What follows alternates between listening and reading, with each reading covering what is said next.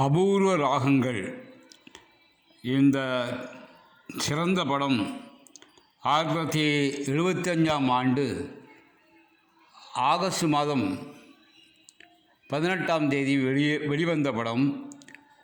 இந்த சிறந்த படத்தை கே. பாலச்சந்தர் அவர்கள் இயக்கியிருந்தார்கள்.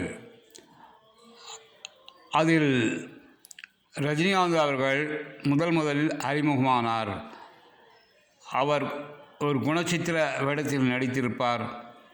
அந்த முதல் படம் அவருக்கு மாபெரும் ஓர் சிறப்பு அம்சமாக அமைந்தது.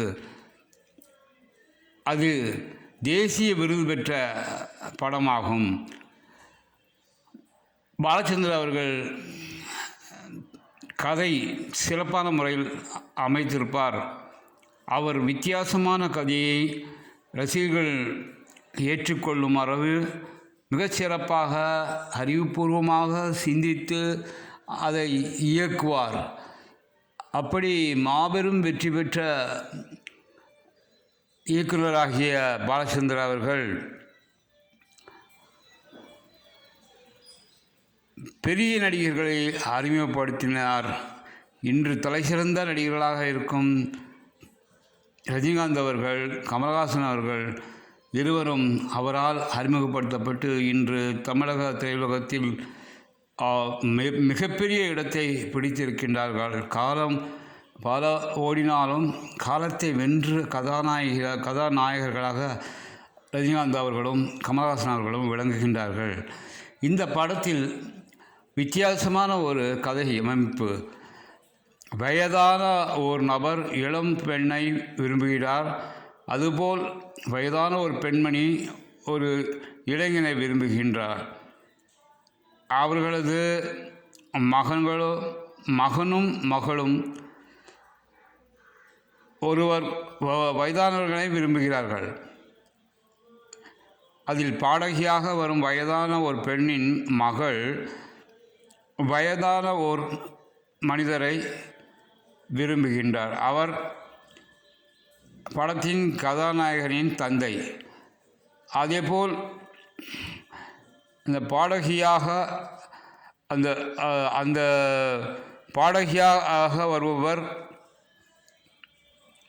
ஸ்ரீவித்யா அவர்கள். அதில் மகளாக வருபவர் ஜெயசுதா அவர்கள். அன்று அவர்கள் நடித்த நடிப்பு மிகவும் பிரமாதமாக இருக்கும். அன்றைய இளைஞர்களாக நாங்கள் ரசித்தோம். மிக இளைஞர்களாக 15 வயது பையன்களாக ரசித்த அந்த படம் வாழ்வில் மறக்க முடியாத படம். இறுதியில் அவர்கள் வாழ்க்கையில் அந்த வயதானவர் இளம்பெண்ணோடு சேருவதும் இல்லை, கல்யாணம் பண்ணவும் இல்லை. அதேபோல் வயதான பெண்மணி அந்த இளைஞனை கல்யாணம் பண்ணவும் இல்லை. அப்படிப்பட்ட ஒரு அமைப்புடன் கூடிய கதையை இறுதியில் முடித்திருப்பார் பாலச்சந்தர் அவர்கள்.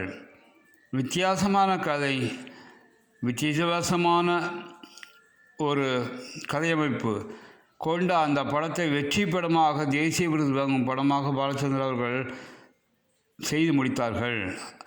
அவர்கள் ரஜினிகாந்த் அவர்களை அறிமுகப்படுத்தியது அந்த படத்தில் ரஜினிகாந்த் அவர்களுக்கு பிற்காலத்தில் மாபெரும் திருப்பத்தையும் உயர்ந்த நிலையையும் இன்று வரை கதாநாயகனாக நடிக்கும் ஒரு நிலையையும் ஏற்படுத்தியது என்றால் அது பாலச்சந்தர்களின் பெருமையே, சிறப்பே.